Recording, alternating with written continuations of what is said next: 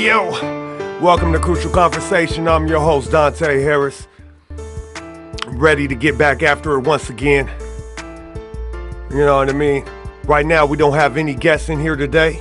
We're going to be doing this solo. It'll be me going on my rambles, trying to keep up with my brain as fast as it be going sometimes.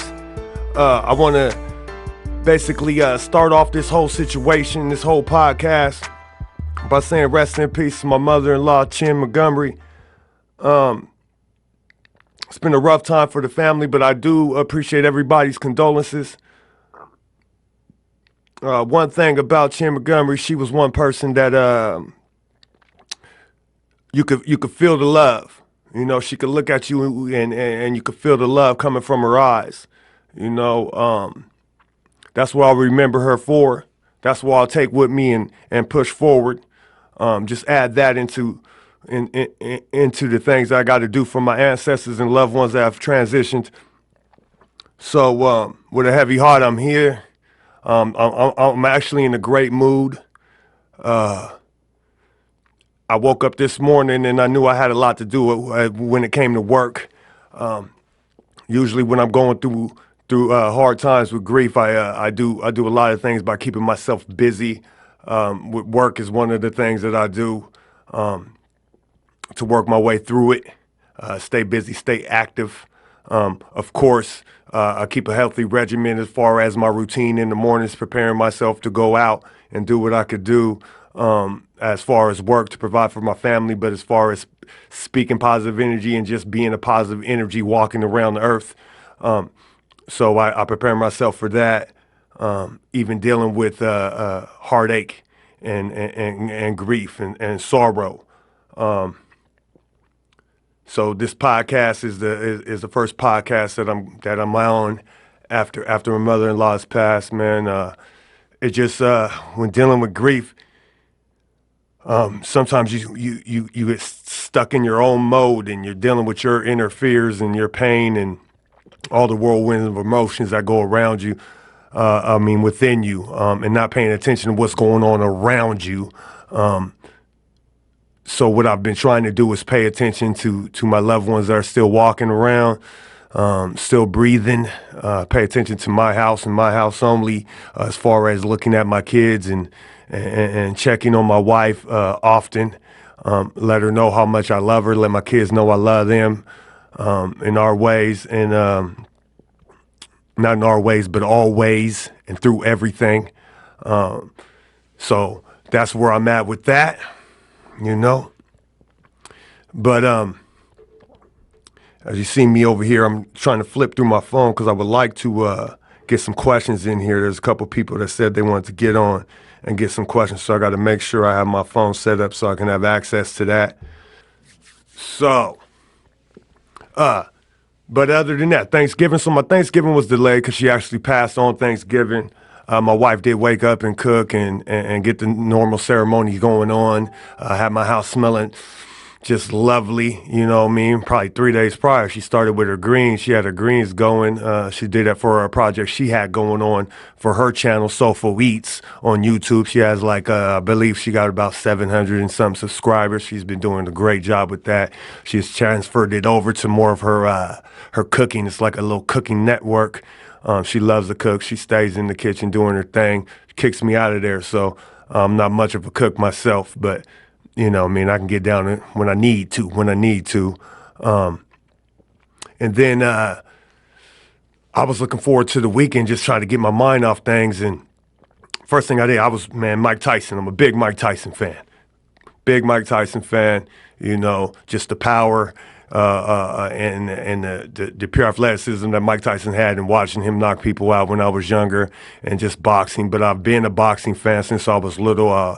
Grew up at Al Davies Boys Club, but not only just being at Al Davies and knowing there was a boxing gym, all my cousins boxed.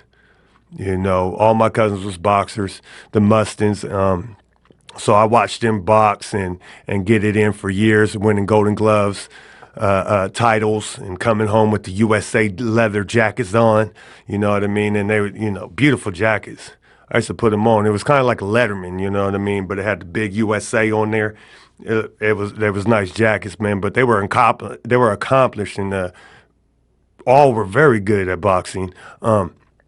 So I've been watching boxing forever. It's like my second favorite sport to watch. Of course, it's going to go basketball, then we're going to go to boxing, and then football. So that's basically, how I get down. But if there's a Boxing Masters pay-per-view, believe me, I'm there. I'm paying for that, and I'm watching it. We had the undercards. So Nate Robinson was boxing in the undercard, so I had to go support that. You know what I mean? A man venturing off, ready to go do something else. But Nate's a great athlete, so I had to support that. So the little $50 was what I get to see Tyson plus Nate's gonna fight. The surprise to me actually was the undercards had me standing up and jumping around prior to the Nate fight. Prior to the Nate fight, those undercards, them guys, they was throwing hands. It was an exciting boxing match. I enjoyed every bit of it. They were throwing the hands. They knew they were on pay-per-view when they were taking their shot, and they all fought hard. Going into the Nate Robinson fight, I was a little worried because I knew the other guy was doing some boxing, and I had seen some clips, and I didn't know as far as where Nate was on his boxing skill level. Fighting's one thing, but a boxing skill levels is a whole nother thing. I know that for a fact. I knew that early. I knew they were two totally different things, man. I tried to spar with my cousins after he was boxing for a year or two. We went in. He had brought the headgear home, and we had some gloves. So I tried to give it a shot. It didn't work out well, you know what I mean? I couldn't get shots off. It was hard to hit them. At that moment after that, it was all fun and games, but I knew that wasn't fun and game for me. I picked up my basketball. I stayed on the basketball court when we went to Al Davies. That's just how it was. I knew better than that, just because mentally I wasn't prepared to learn all those strategies. I think when I was older, I probably could have got into it a little bit more, but by then I was head over heels with basketball, and so it was gone. When it comes to that Nate Robinson fight, like I said, I was a little worried. Initially, I knew he was going to be antsy, little jitterbugs, you know what I mean? So the initial first couple seconds, I was just trying to calm down, you know what I'm saying, so you can get your feet underneath you. While he was calming down, I seen a shot to the back of the head. The back of the head, you know what I'm saying, the ear, right behind the ear. I don't know if any of you guys have been hit behind the ear, but it'll knock your equilibrium way off. I mean, as far as your balance in your middle of the fight with the intensity and everything going on, I already knew that was going to be a huge problem. You know what I mean? So once he got up and he was doing his thing, I knew his balance was a little bit off. Unless, he got caught with another one, he drops, he gets back up. At that point, I wanted him to stop the fight. Now, I'm a boxing fan. I'm a Tacoma dude. I'm not from Seattle. I'm from Tacoma. However, I got many brothers out there in Seattle that I got love for, and we hang out. I have never hung out with Nate Robinson. He probably doesn't know me from a regular old can of paint somewhere, man. But I've seen him. I've played against him. And I just hate to see somebody I know just get hit like that, because you're worried about their health and their family. So when he did get hit and he fell, I just felt bad. You know what I mean? It wasn't initial, like I went on Facebook and everybody had their jokes. I didn't post any jokes. You know what I mean? If it was somebody else that I probably didn't know, I might have had some jokes, to be honest with you. But I felt like I somewhat knew him, and I didn't want him to go out like that. But that being said, I mean, it's boxing. You go in that ring, you're subject to get knocked out. That's part of it. But it's just a win or a loss. If you're looking at it like it's supposed to be looked at as a sport, it's a win or a loss. He lost that one. Now, if he wants to continue, I suggest he does some more training. You know what I mean? I know a couple guys that might be able to give you some training down here in Tacoma. I know you come down and do some training with Chris Hippa. You can come on down just a little further, come to the city and get it in. You know what I mean? And we can make some phone calls. I'm quite sure they love to train you if you want to continue that boxing thing. You know what I'm saying? So as far as that's it with that. Man. So Sunday morning, I'm ready for some football. My Raiders is playing. I'm getting pumped up. And my cable's not working. I'm tripping, though. So I'm messing with all the cable cords. I'm trying to hook it back up, trying to get it going. No love, right? So I ended up looking up on the phone, trying to check the score. We was down by 30. Yeah, so I'm like, hold on, who were we? I had to check and see we was playing again. The Raiders playing. We was playing Atlanta, and I was just like, wow. So, maybe I didn't need to watch that anyway. I'd have been in my house ready to throw something. So that's what that was. Shoot, up until today, I've been really thinking about this podcast and how to get it to the next level. I think I got to come out my shell a little bit more. I got to stop worrying about what I sound like and worried about what everybody else is gonna think about me doing this, and just start letting it rip. I got a couple guests that I got coming up in the next couple weeks that are gonna really, really, really, really, really help me out and put things on the map a little bit more. Guys that are a little more involved in the media aspect, and some crucial conversations that I need to have with people that are here in the community that are reached out to me and they said they got some things to say. So that's a positive thing. It's a great thing for any of you guys that's out here and you're tuning in. I got a lot of people say you're tapped in. You want to come get in the conversation, it's easy. You just hit me at crucialconvo@gmail.com, and then boom, we can have a conversation. You can hit me on Instant Messenger and we can get it off like that. All right, we can have a conversation then, and then we can see if we can get you on the podcast and we continue the conversation. Let's get to what I really want to come in here and talk about. For some of you guys that know me personally, you know that over about 200, I guess I'm on like 240 days. 240 days ago, I stopped drinking. Some of you guys that don't know me probably didn't even know that that was a problem for me. I'm here to tell you it was. And it continued to be. I had a hard time not drinking this weekend, hard time not drinking on Thanksgiving, dealing with the grief and actually feeling that pain, not being able to numb it. But I'm saying this right now because I'm tired of being afraid to be who I am. Most people see me, or you know what? People that don't know me and know of me, man, I think they see it. They don't see who I really am. I'm a person that struggles through a lot of things. I've struggled with depression. As a kid, I struggled with suicide. I struggled with holding my temper. But one of the main things I struggle with is just being very emotional. A way that I tried to numb those emotions was by drinking. It was by drinking, so I didn't really feel the things that were tormenting me on the inside. I would drink. My anxiety, I would drink. So people go to a party and they want to go to the party and have a good time. I would go to the party, be around certain people that I was close to, but normally if it gets bigger than 3 or 4 people, I get this anxiety. So if I have a couple drinks, I loosen up, and it is what it is at that point. Then I basically started drinking at about 16, 17. It was the thing to do. You get your Dickies, you get you got your comb rolls, you got on your Chucks, man, you got the 40. I don't know why they were selling me liquor at 17, 16 years old, but it was happening. And it started then, and it wasn't like a crazy problem. I was still working out every day, but I was drinking. It continued into college. College, it just, people that had never been out the house. So now they're drinking, so I'm drinking with them. But I wouldn't drink before games or before practice, anything like that. But the days off, I was drinking, partaking. And after a while, I'm 16, man, I'm 42. I'm 42. So you could do the math on how many years that I was putting that poison into my body, but I was keeping in pretty good shape. I was playing basketball, I was working out. As I got older and I stopped playing, I just kept drinking. And then I started realizing I actually didn't realize. I started to not think about drinking. That's when I knew it was a problem. Bored, I'd have a beer. You know what I mean? I would be bored. I'd just get a beer. I started a routine of getting off work, drinking beer. There's a routine of putting poison in my system. There's a routine where I was hiding from myself. It was a routine where I was numbing everything, still, for years. So 200 some days ago, I broke that routine. Broke it.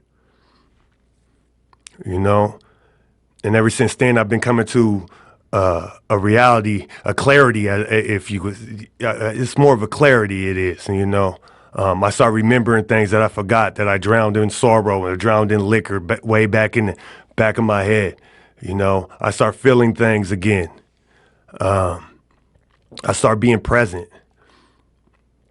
I was able to pay attention to other things in life that I was hiding from, and I didn't want to see it, you know, certain characteristics in people, you know. I start making better decisions, you know, because at heart, I'm not a bad person, but you put some liquor or some drugs in somebody, they can make bad decisions. So I didn't make a lot of bad decisions, but the bad decisions I made most of my life had something to do with some liquor in my system. So I eliminated it. So now I'm just trying to go out and have great decisions.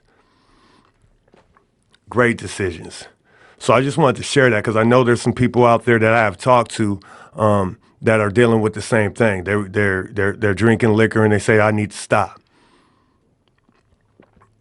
Look, man, give it a shot and take it day by day. Everybody's personality is different. Think of a reason that you really want to quit. If it's not for you, do it for somebody else. You know, if it's not for you, take that fight on for somebody else. And for me, I'm somebody who loves winning. So I looked at the liquor. I looked at the liquor like someone that was beating me. I've been losing this fight for 30-some years. And then not anymore. You know, not anymore. I'm going to win. And ever since that day, April 23rd, it's been a wrap. Yes, I've thought about it. Yes, I had those same habits when I walked in the same stores where I'd be buying beer at for years, or the liquor store. I would slow down by the beer section. I'm not even coming in here to get beer, but I'm thinking about something totally different. But my body walks directly to the beer section that I've been walking for years. You understand what I'm saying? I've been walking this route for years. My body automatically went there when my mind knew I was not going to go buy a bottle. I wasn't going to go buy a fifth. I wasn't going to go buy a beer case, nothing. I wasn't even going over there. The Gatorade's on the other side. But I still walked in the door and walked directly to the beer because I had programmed my life to do that. I had programmed myself to go do this. I had been doing it so long. I had programmed myself. Had to cut the program. I had to cut it. Pow! That routine has to stop now. Pow! I'm done. Nah, I don't even want to go over there. So now it comes to the point right now where I don't even walk towards the beer section in the same store. You know what I mean? There's no need. I don't even look over there. It's a wrap. It's a wrap. So the best thing I can tell you, if you want to change something, you have to change your mindset. And it takes time. If you want to change your routine, it's going to take time to change that routine. You're going to keep having to do it different over and over and over and over again. You know? So it's a conversation that I have with myself, and I tell myself, nah, you're not going to lose this fight. You're going to continue on. And it got easier when I start looking at, you know, my kids. Did they come to me and say, Dad, hey, look, man, you drinking and I don't like you drinking? No, they did not say that. But me being there and being clear and having my mind right only can be beneficial to them. It only can be beneficial to them. If Dad gets smarter, he get wiser, it only can be beneficial. Not only just bringing more money in the house. We're not talking about that. I mean bringing more me in the house. You know? And if you want to go past that, it's bringing more me when I walk into a gym and I'm talking to kids. It's a reality, homie. It's not fake. I'm here for real. You know? Yes, the kid that moved 27 times before he was 13 is here for real. I'm surviving. So there's kids out there that's going through that same thing. But I'm here. You know? Like I woke up this morning and decided I was going to slaughter the day. I did a video this morning while I was working out. I was like, man, somebody might want to wake up and slaughter their day too. Knocked out 5 apartments, got home, took a shower, and got here before 4:30. That's slaughtering. That's working. But I told myself I was going to do that.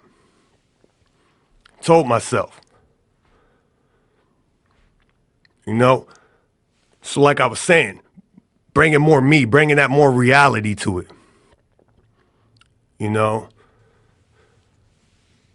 And that's part of me even growing past that. I think being an alcoholic, I don't think I've ever said that before.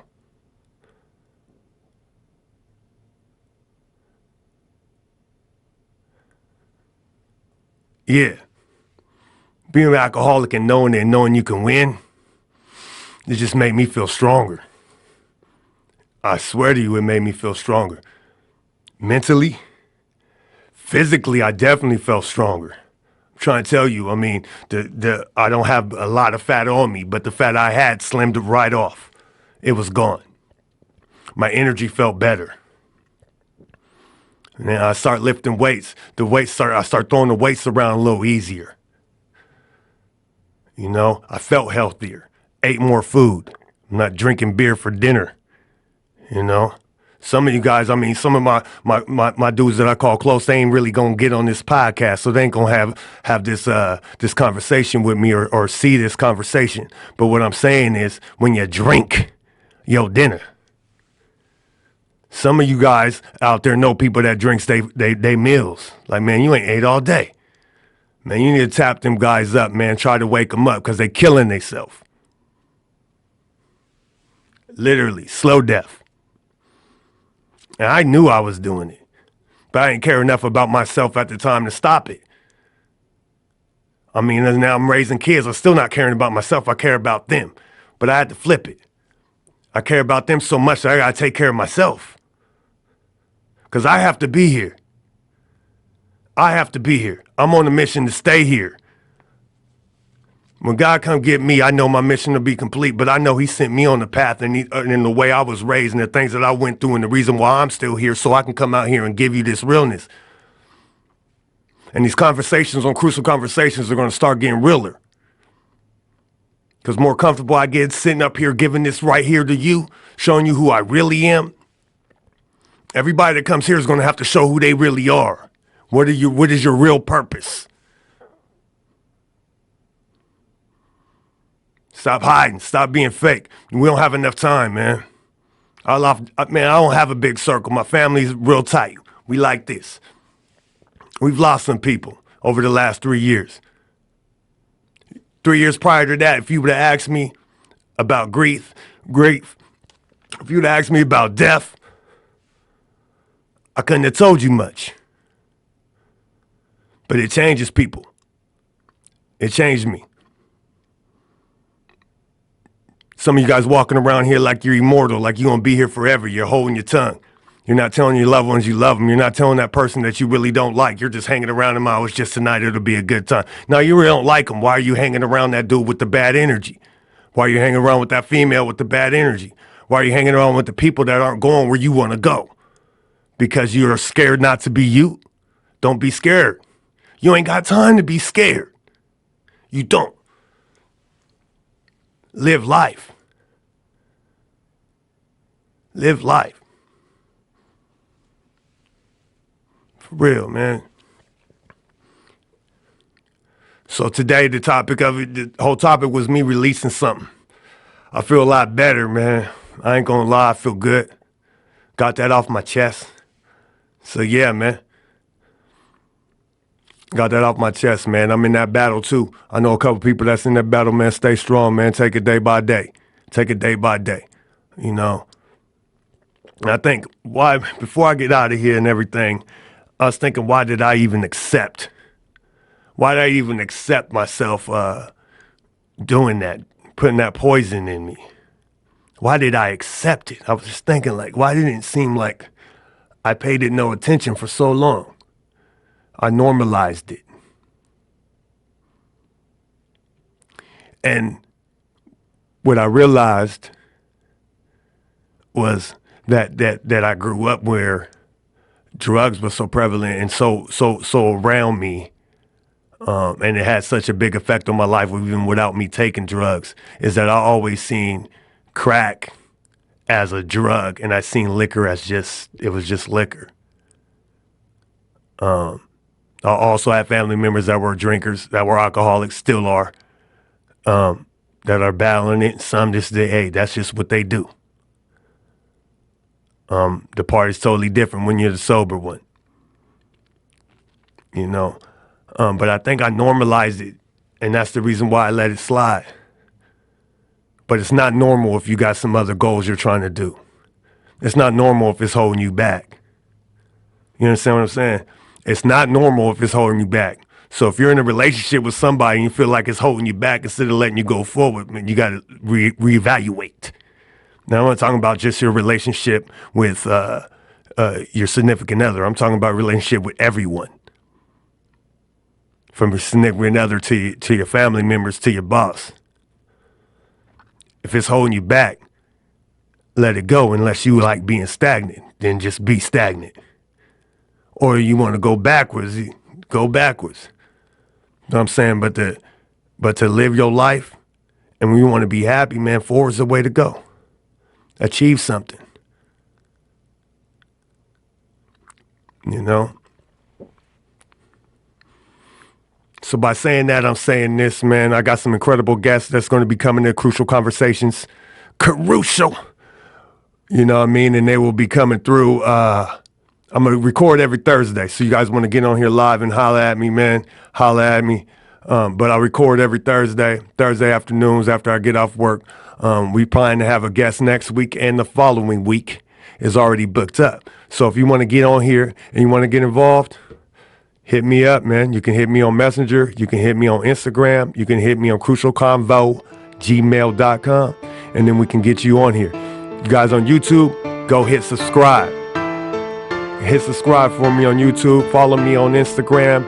Follow me on Facebook. And you guys stay positive. I'm out. Crucial Conversations.